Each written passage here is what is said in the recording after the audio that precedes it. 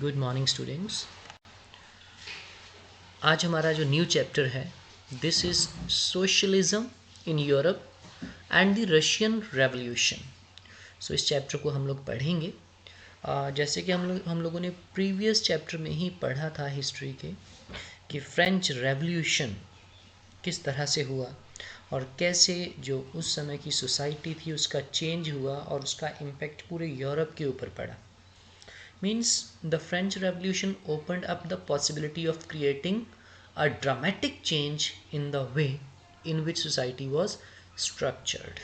Means ये plan होने लगा कि how to structure the society, what changes are required। जैसे कि हम सब जानते हैं कि यूरोपियन सोसाइटीज़ इस समय तक कैसे एस्टेट्स में बंटी हुई थी, कैसे एरिस्टोक्रेसी थी, चर्च की कैसे हर तरह के जो इकोनॉमिक एंड सोशल पावर जो थी चर्च के पास थी। ओके, सो ऐसे ही फ्रेंच रेवोल्यूशन का हर जगह पे इम्पैक्ट पड़ा। जैसे भारत में राजा राम मोहन रॉय, इन सब का इन्फ्लुएंस रहा है सोसाइटी के या सोशल चेंज के बीच में। Okay, so not everyone in Europe however wanted a complete transformation of society। Means जो उस समय की यूरोपियन सोसाइटी थी वहाँ पे हर कोई बंदा, सोसाइटी के सभी लोग जो है पूरी तरह से सब लोग सभी सोसाइटी को चेंज नहीं करना चाहते थे। सभी लोगों की जो राय थी, means people's responses varied. Okay, कुछ लोग चाहते थे कि चेंज हो सोसाइटी में, कुछ लोग चाहते थे कि चेंज ना हो, and some people want for a gradual shift. Okay, कुछ लोग चाहते थे कि थोड़ा रेडिकली चेंज हो जाए एकदम से। सो some were conservatives, others were liberals और radicals। ठीक है, तो हम यहाँ पे जानेंगे कि conservatives कौन थे, ओके, liberals कौन थे, radicals कौन थे। ओके, तो देखते हैं कि कैसे, जैसे कि देखिए जैसे कुछ रेडिकल्स थे, वो सोसाइटी की ट्रांसफॉर्मेशन चाहते थे, एकदम से पूरी सोसाइटी को चेंज करना चाहते थे। They want to transform the society through the revolution in Russia. जैसे कि socialism became one of the most significant and powerful ideas to shape society in the 20th century. Liberals, radicals and conservatives, इनके बारे में जानते हैं। So one of the groups which looked to change society were the liberals. Liberals wanted a nation which tolerated all religions। Means जो liberals थे ऐसा nation बनाना चाहते थे जो हर तरह के रिलीजन को टॉलरेट करना चाहते थे। Okay, liberals wanted a nation which tolerated all religions। Okay, we should remember that at this time European states usually discriminated। हम सब जानते हैं कि इस समय इक्वालिटी नहीं थी सोसाइटी की, डिस्क्रिमिनेशन थी, एक रिलीजन के बेसिस पे भी था। ठीक है, तो रिलीजन हर तरह की वहाँ पे डिस्क्रिमिनेशंस थी। Liberals also opposed the uncontrolled power of dynastic rulers। जो उस समय के डायनेस्टिक रूलर्स थे, राजास थे, उनकी अनकंट्रोल्ड जो पावर थी उसका भी लिबरल्स ने विरोध किया। They wanted to safeguard the rights of individuals against governments. Okay, means they wanted to safeguard the rights of individuals against governments. They argued for representative elected parliamentary government and subject to laws interpreted by a well-trained judiciary that was independent of rulers and officials। So however they were not democrats। They did not believe, means जो liberals थे they were not similar as democrats। They did not believe, means liberals did not believe in universal adult franchise, means the right of every citizen to vote। They don't believe in this। क्या उनका मानना था? They felt man of property mainly should have the vote. Okay, women's को right देना भी वो नहीं चाहते थे। अगर हम बात करें उसके अलावा रेडिकल्स की, they wanted a nation in which government was based on the majority of country's population. Means radicals ऐसी गवर्नमेंट चाहते थे जहाँ पे जो मेजॉरिटी में लोग हैं कंट्री में उनकी गवर्नमेंट हो, उनके बेसिस पे गवर्नमेंट बने. विमेंस को जो सफरेज मूवमेंट था, वोटिंग राइट के लिए विमेंस का मूवमेंट था, उन्होंने उसको भी सपोर्ट किया. Unlike liberals, they opposed the privileges of great landowners and wealthy factory owners. They were not against the existence of private property, but disliked concentration of property in the hands of few. ठीक है, तो इस चीज़ को आपने देखना है कि radicals disliked concentration of property in the hands of a few, right?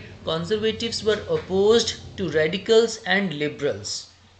Conservatives were opposed to radicals and liberals.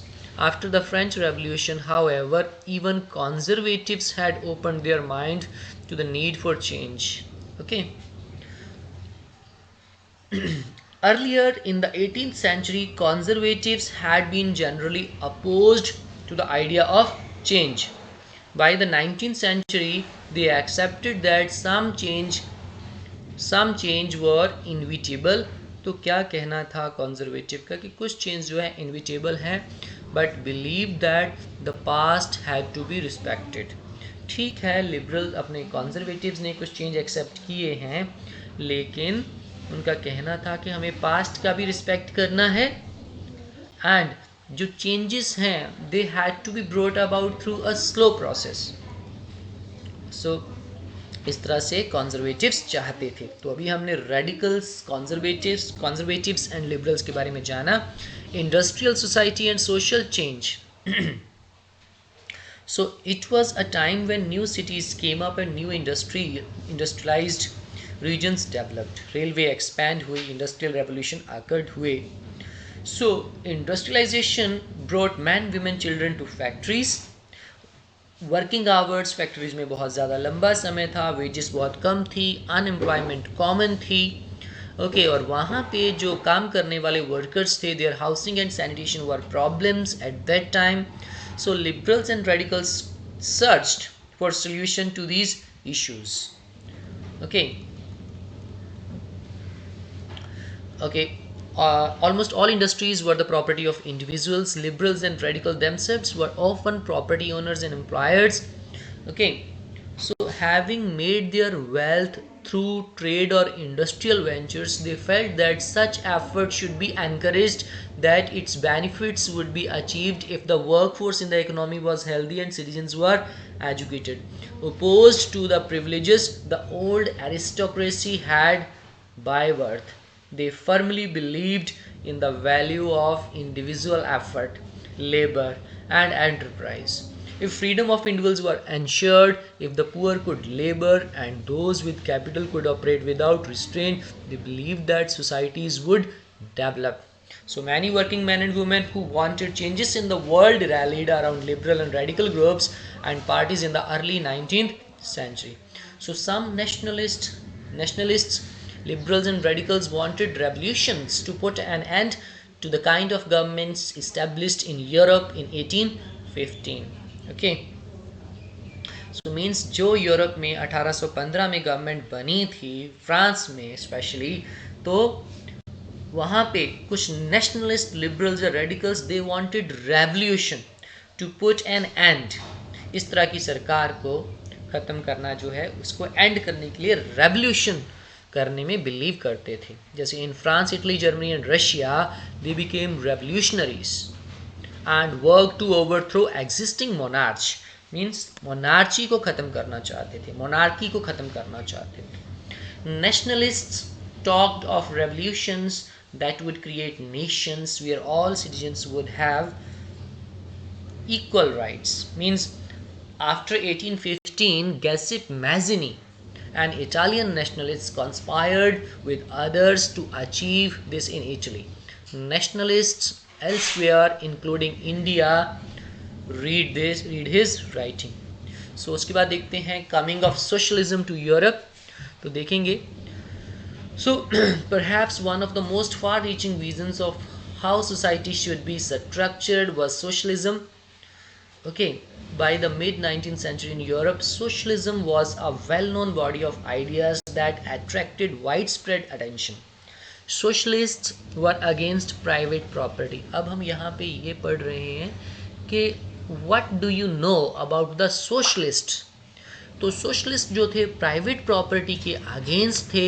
उनको लगता था कि ये जो प्राइवेटाइजेशन है प्रॉपर्टी का, ये सभी सोशल प्रॉब्लम्स की रूट्स हैं. Individuals owned the property that gave employment, but the property were concerned only with personal gain, not with the welfare of those who made the property productive. So if society as a whole, rather than single individuals control property, more attention would be paid to collective social interests, right?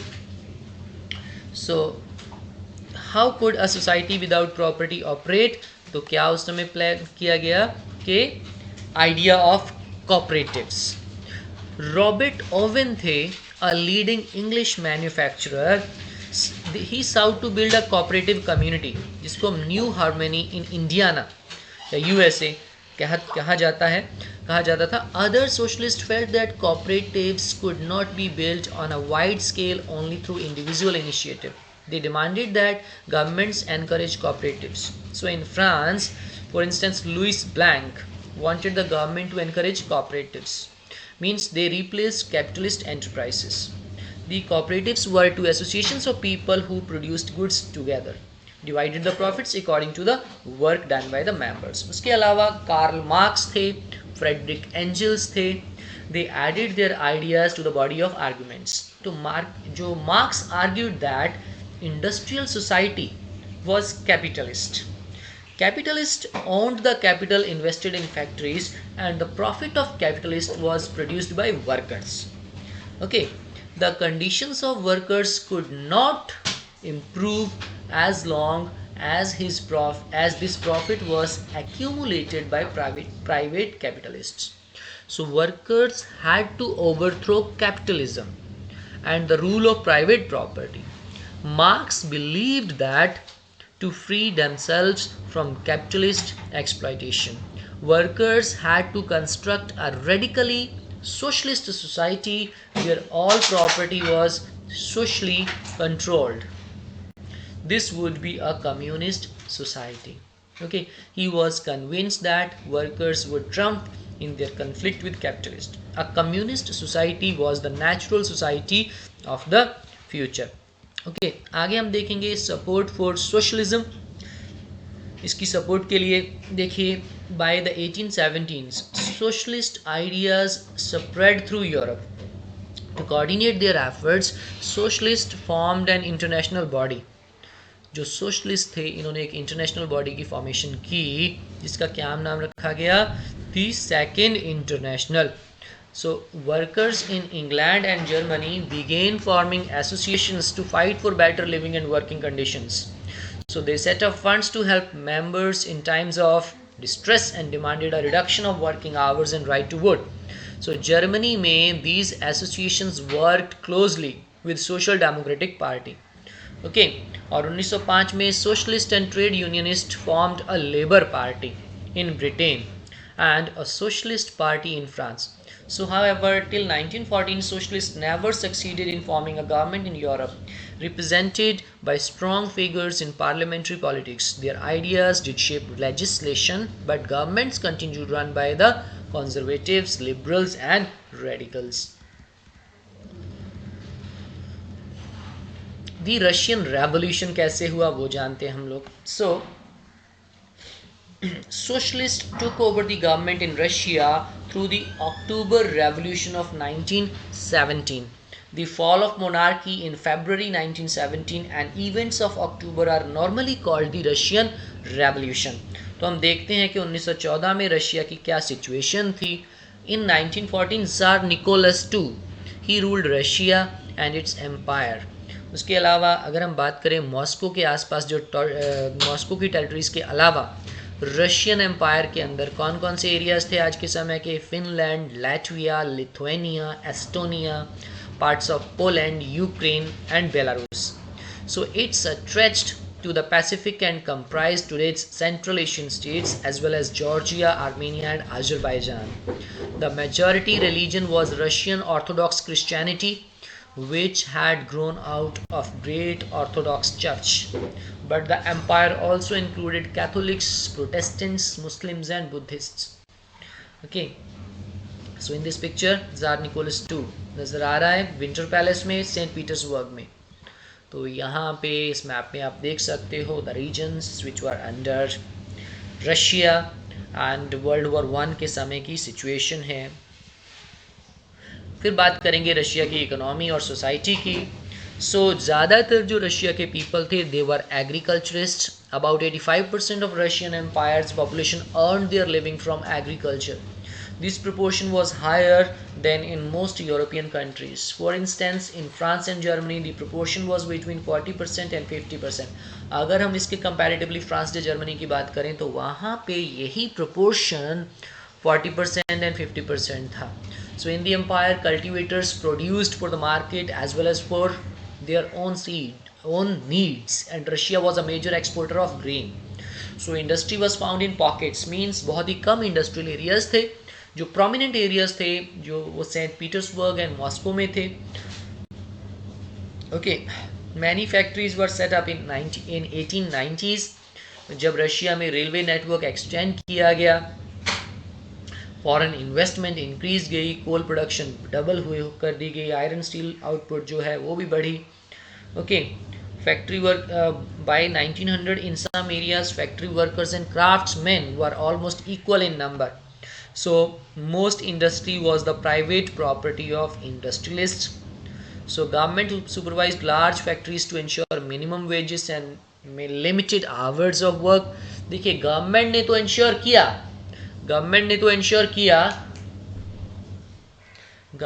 ये ensure किया कि लोगों को कम से कम minimum wages तय की जाए, working hours fix किए जाएं. लेकिन जो फैक्ट्रीज के अंदर फैक्ट्री इंस्पेक्टर होते थे वो गवर्नमेंट के रूल्स जो थे उनको फॉलो नहीं करते थे. अक्सर गवर्नमेंट के रूल्स तोड़े जाते थे. लोगों से ज़्यादा समय तक काम करवाना, 15 आवर्स तक वर्किंग डे हो जाता था.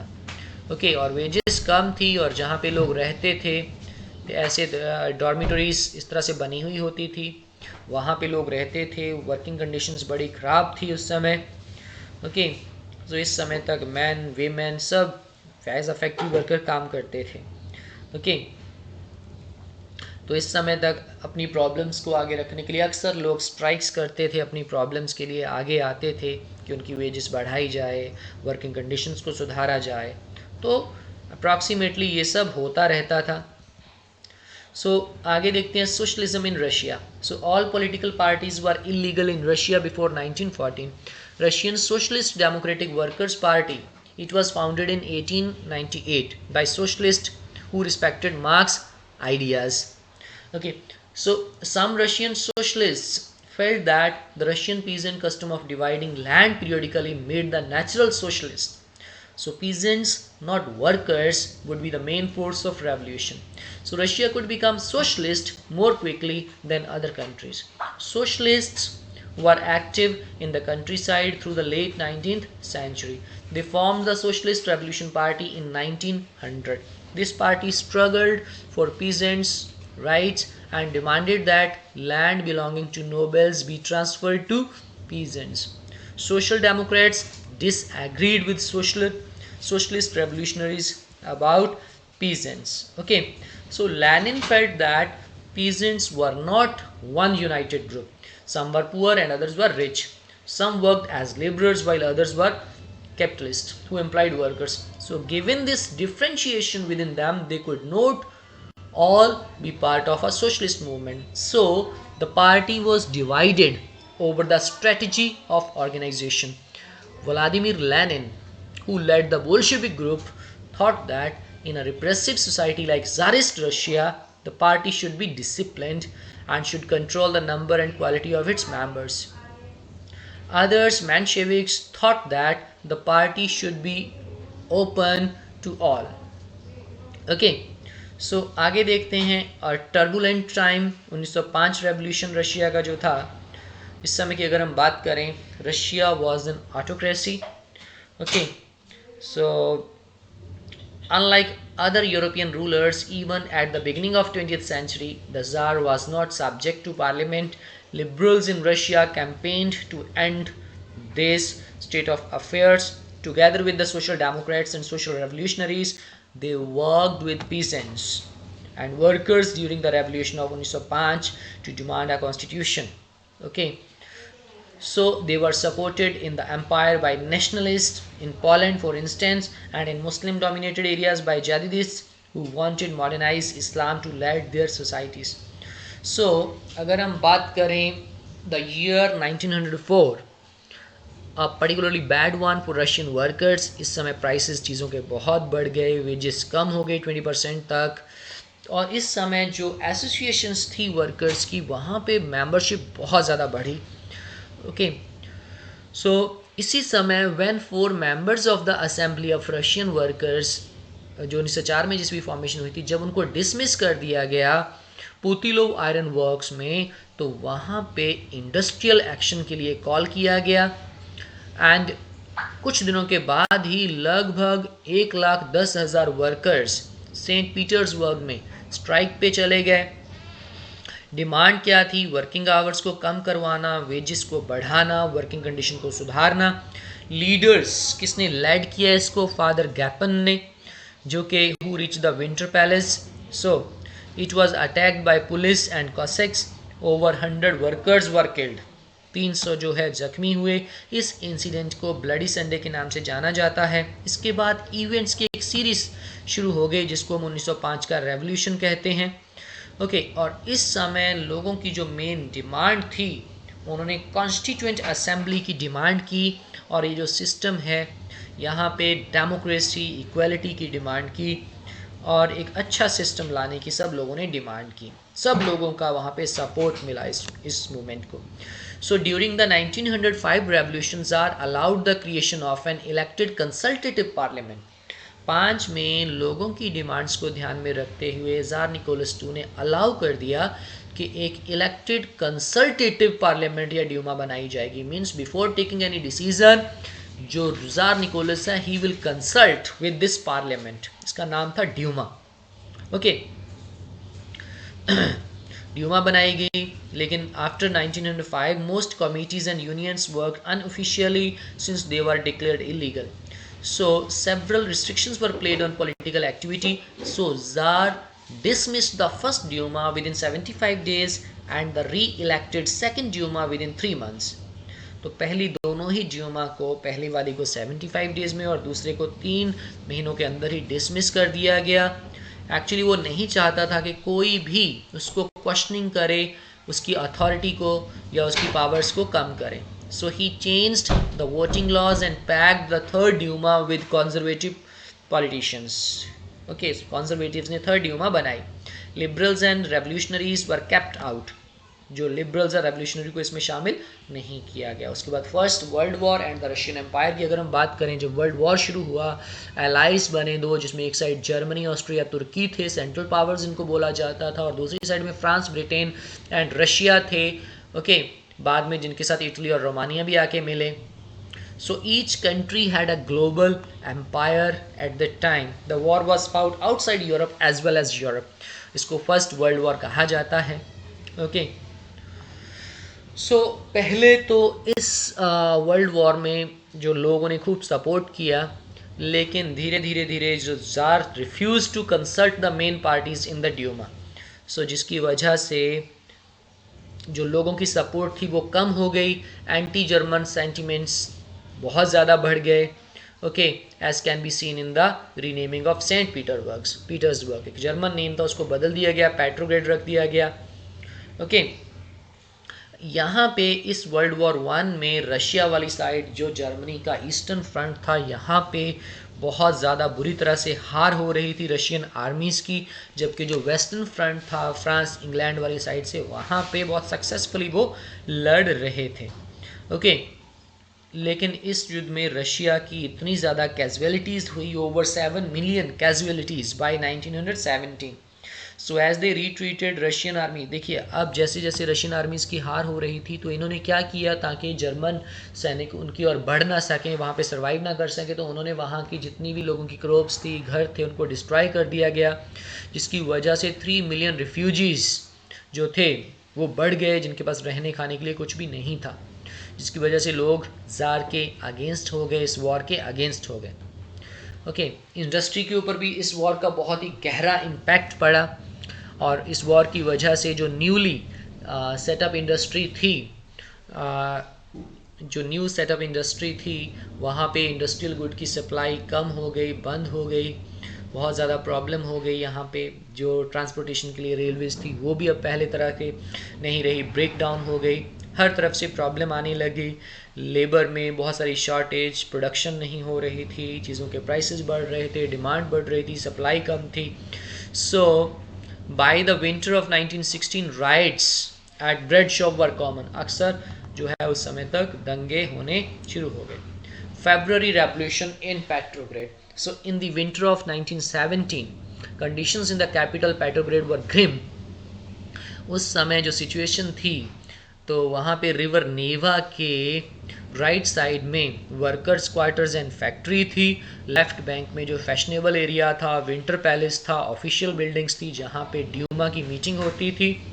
ओके, 1917 फरवरी 1917 फूड शॉर्टेज बहुत बुरी तरह से थी, बहुत ज़्यादा ठंड थी, बहुत बुरा हाल था, स्नोफॉल थी। Parliamentarians wishing to preserve elected government were opposed to the Tsar's decide to dissolve the Duma. So on 22nd February, a lockdown took place at a factory on the right bank. Next day, workers in 50 factories called a strike in sympathy. So in many factories, women led the way to strikes. जो women's इस strike में आई, so this came to be called the International Women's Day. So demonstrating workers crossed from the factory quarters to the center of the capital, the Nevsky Prospect. At this time, no political party was actively organizing the movement. As the fashionable quarters and official buildings were surrounded by workers, the government imposed a curfew. Demonstrators dispersed by the evening, but they came back on the 24th and 25th. The government called out the cavalry and police to keep an eye on them. So on Sunday, 25 February, the government suspended the Duma. Politicians spoke out against the measure. Demonstrators returned in force to the streets of the left bank on 26th. So on the 27th, the police headquarters were ransacked. The streets thronged with people raising slogans about bread, wages, better hours and democracy. Okay, तो government ने इस situation को control करने की कोशिश की, cavalry को वापस बुलाया, लेकिन जो कैवलरी थे, सैनिक थे, पैदल सैनिक थे, they refused to fire on the demonstrators. उस समय एक officer, one officer was shot at the barrack of a regiment, जिसकी वजह से 3 अदर रेजिमेंट्स में म्यूटनी हो गई, सैनिक विद्रोह हो गया. वोटिंग हुई कि वो स्ट्राइकिंग वर्कर्स को ज्वाइन करेंगे. So by that evening, soldiers and striking workers had gathered to form a soviet या काउंसिल बनाने के लिए इकट्ठे हुए, सेम बिल्डिंग में जहाँ पे ड्यूमा की मीटिंग होती थी, और यहाँ पे पेट्रोग्रेड सोवियत की फॉर्मेशन हुई. सो नेक्स्ट डे एक डेलीगेशन जो था ज़ार के पास गया. मिलिट्री कमांडर्स ने एडवाइस किया उसे एब्डिकेट करने के लिए, जिस एडवाइस को उसने मान लिया गया 2 मार्च को. So Soviet leaders and Duma leaders formed a provisional government. तो इस समय एक प्रोविजनल गवर्नमेंट बनी रशिया में. Russia's future would be decided by a constituent assembly elected on the basis of universal adult suffrage. So Petrograd had led the February Revolution that brought down the monarchy in February 1917. Okay, इसके बाद फरवरी के बाद क्या हुआ? Army officials, land owners and industrialist were influential in the provisional government. Soviets like the Petrograd Soviet were set up everywhere. No common system of elections were followed. So April 1917 तक Bolshevik leader Vladimir Lenin returned to Russia from the exile. He and the Bolsheviks had opposed the war since 1914. Now he felt it was time for Soviets to take over power. He declared that the war be brought to a close. देखिए उसने क्या demand रखी कि war बंद होना चाहिए, land peasants को transfer होनी चाहिए, बैंक जो है नेशनलाइज्ड होने चाहिए। तीन डिमांडों को लेनिन्स अप्रैल थीसिस के नाम से जाना जाता है। और उसने क्या किया कि बोल्शेविक पार्टी का रीनेम किया, कम्युनिस्ट पार्टी रखा गया to indicate its new radical aims. तो ज़्यादातर लोगों का कहना था कि ये जो अप्रैल थीसिस हैं ये जल्दबाजी में ये सही नहीं है, अभी समय है प्रोविजनल गवर्नमेंट को सपोर्ट करने का। लेकिन सिचुएशन बदली और इसकी इम्पोर्टेंस बहुत ज़्यादा बढ़ी, बहुत ज़्यादा सपोर्ट जो था इस गवर्नमेंट के साथ था, बहुत ज़्यादा सपोर्ट था बोल्शेविक गवर्नमेंट के साथ। और कहीं ना कहीं प्रोविजनल गवर्नमेंट जो थी उसकी सपोर्ट जो थी कम हो रही थी, जिसके लिए प्रोविजनल गवर्नमेंट ने एक्शन लेने के बारे में सोचा कि कहीं ना कहीं जो एक्शन लेने की ज़रूरत है ताकि जो हमारी जो यहाँ पे गवर्नमेंट है प्रोविजनल गवर्नमेंट उसको बनाए रखा जा सके, और जो यहाँ की जो गवर्नमेंट नई बोल्शेविक पार्टी है उसकी इम्पोर्टेंस को थोड़ा कम किया जाए। उसके लिए बहुत सारे लीडर्स को अरेस्ट भी किया गया, उनकी जो एफर्ट्स थी बोल्शेविक्स की उनको दबाने की कोशिश की गई। Okay, So, the Revolution of October 1917. As the conflict between Provisional Government and Bolsheviks grew, Lenin feared the Provisional Government would set up a dictatorship. So, in September, he began discussions for an uprising against the government. Bolshevik supporters in the army, Soviets, and factories were brought together. On 16 October 1917, Lenin persuaded the Petrograd Soviet and the Bolshevik Party to agree to a socialist seizure of power. A military revolutionary committee was appointed by the Soviet under Leon Trotsky to organize the seizure. The date of event was kept a secret. The uprising began on 24 October. Sensing trouble, Prime Minister Kerensky had left the city to summon troops. So at dawn, military men loyal to the government seized the building of two Bolshevik newspapers. तो वहीं पे जो pro government troops were sent to take over telephone and telegraph offices and protect the Winter Palace. So in a swift response, military revolutionary committee ordered its supporters to seize government offices and arrest ministers. So late in the day, the ship Aurora shelled the Winter Palace. Over vessels sailed down the Neva and took over various military points. By nightfall, the city was under the committee's control and the ministers had surrendered. So at a meeting of all Russian Congress of Soviets in Petrograd, the majority approved the Bolshevik action. Uprising took place in other cities. There was heavy fighting, especially in Moscow, but by December the Bolsheviks controlled the Moscow Petrograd area. Okay, so इस तरह से Bolshevik की importance बढ़ी। अब देखते हैं इस अक्टूबर revolution के बाद क्या क्या चेंजेस हुए। जैसे कि हम जानते हैं कि Bolshevik they opposed to private property, most industries and banks were nationalised in November 1917. Okay, so this meant that the government took over ownership and management. So land was declared social property and peasants को allow किया गया land को seize करने के लिए. So शहरों में Bolshevik enforced the partition of large houses according to family requirements. They banned the use of old titles of aristocracy. So the Bolshevik party was renamed the Russian Communist Party. So in November 1917, the Bolsheviks conducted the election in Constituent Assembly, but they failed to gain majority support. So in January 1918, the Assembly rejected Bolshevik measures and Lenin dismissed the Assembly. Okay, so in the years that followed, the Bolsheviks became the only party to participate in the elections to the All Russian Congress of Soviets, which became the parliament of the country. So Russia became a one-party state. Secret police called the Cheka first, and later OGPU and NKVD punished those who criticized the Bolsheviks. तो इस तरह से Bolsheviks की government वहाँ पे बन गई Russia में, और उसके बाद सिविल वॉर एक तरह से शुरू हो गया। सिविल वॉर कैसे हुआ? When the Bolsheviks ordered land redistribution the Russian army began to break up. बहुत सारे सोल्जर्स जो ज़्यादातर उनमें से फार्मर्स थे, पीजेंट्स थे, वो वापस अपने घरों में जाना चाहते थे। जो रीडिस्ट्रीब्यूशन होती थी उन्हें हो रही थी, वो भी लैंड को जो है सीज करना चाहते थे, गेट करना चाहते थे। ओके, so जो non-Bolshevik socialist liberals and supporters of autocracy, they condemned the Bolshevik uprising. Their leaders moved to South Russia and organized troops to fight the Bolsheviks, the Reds. So during 1918 and 1919, the Greens, जिनको socialist revolutionaries कहते हैं, and Whites, जो pro-czarist थे, they controlled most of the Russian Empire. So they were backed by French, American, British and Japanese troops.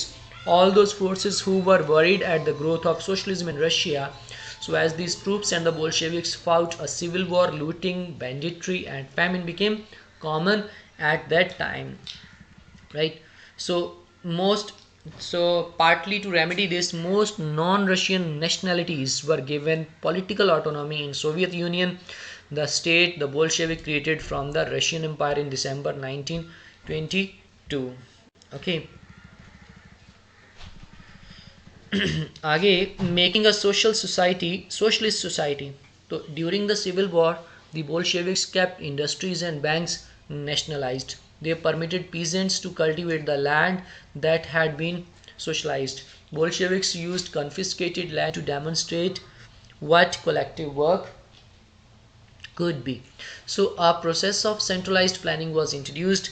Officials assessed how the economy could work and set targets for a 5-year period. So on this basis, they made the 5-year plans. The government fixed all prices to promote industrial growth during the first 2 plans. Industrial growth उनका main focus था उस समय. So इसके लिए planning की गई, economic growth के लिए इंडस्ट्रियल प्रोडक्शन इंक्रीज की गई। ओके, बढ़ी भी, इसको बढ़ाया भी गया इंडस्ट्रियल ग्रोथ को। New factory cities came into being. So schooling system develop किया गया, न्यू अरेंजमेंट्स की गई फैक्ट्री वर्कर्स के लिए, यूनिवर्सिटीज़, सब चीज़ें, हेल्थ सर्विसेज, रहने के लिए जो वर्कर्स का सिस्टम था, सब चीज़ों में सुधार किए गए न्यू गवर्नमेंट के द्वारा। और उसके बाद Stalinism and collectivization. So the period of early planned economy was linked to the disasters of collectivization of agriculture. So by 1927 and 1928, the towns in Soviet Russia was facing an acute problem of grain supplies. Okay, so the government fixed prices at which grain must be sold, but peasants refused to sell their grain to government buyers at these prices. Okay.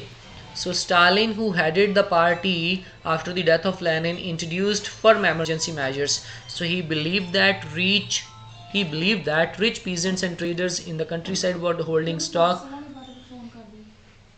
He believed that rich peasants and traders in the countryside were holding stocks in the hope of higher prices. Okay, so in 1928 party members toured the, means इस समय क्या था कि उन्होंने सोचा कि अगर production को बढ़ाना है तो जो छोटे छोटे स्मॉल लेवल पे लोग अपने लेवल पे जो अपनी प्रोडक्शन को सेव करके रख रहे हैं उसको बंद करने की ज़रूरत है। कलेक्टिविजाइजेशन करने की ज़रूरत है। जो कुलक्स हैं ये वेल टू डू पीजेंट्स, जो रिच पीजेंट्स हैं, उन सब की जो प्रोडक्शन है एक जगह लाने की ज़रूरत है, कलेक्टिव प्रोडक्शन करने की ज़रूरत है। तो इसके लिए कलेक्टिविजाइजेशन किया गया। So from 1929, the party forced all peasants to cultivate in collective farms. The bulk of land and implements were transferred to the ownership of collective farms. Peasants work on land and the kolkhoz profit was shared. And enraged peasants resisted the authorities and destroyed their livestock. Okay. तो जिन लोगों ने इस कलेक्टिविजाइजेशन को accept नहीं किया उनको exile में ज़बरदस्ती भेजा गया, डिपोर्टेड कर दिया गया। ओके, सो इस तरह से ये फ्रांस की सिचुएशन थी। इसका अगर हम बात करें ग्लोबल इन्फ्लुएंस रशियन रेवोल्यूशन का एंड द यूएसएसआर, तो इसकी अगर हम बात करें तो in many countries communist party was formed. Communist party of great Britain, पूरी दुनिया पे इसका काफ़ी इम्पैक्ट पड़ा। Many non Russian from outside the USSR participated in the Conference of Peoples of East, and Bolshevik founded Comintern, an international union of pro-Bolshevik Socialist Party. Some received education in the USSR's Communist University of the Workers of the East. So by the time of outbreak of Second World War, the USSR had given socialism a global face and world status. Okay. इसमें ये भी पता चलता है कि एक backward country had become a great power. So its industries and agriculture had developed and poor were being fed, but it had denied the essential freedom to its citizens and carried out its developmental projects through repressive policies. So इस तरह से आज का हमारा ये जो chapter ख़त्म होता है. वीडियो को ध्यान से देखिए और बाद में हम लोग ये एक्सरसाइज करेंगे. So all have to do this exercise in their notebooks. If any query, if any question, you can ask me, you can send your queries. आप मुझसे पूछ सकते हैं.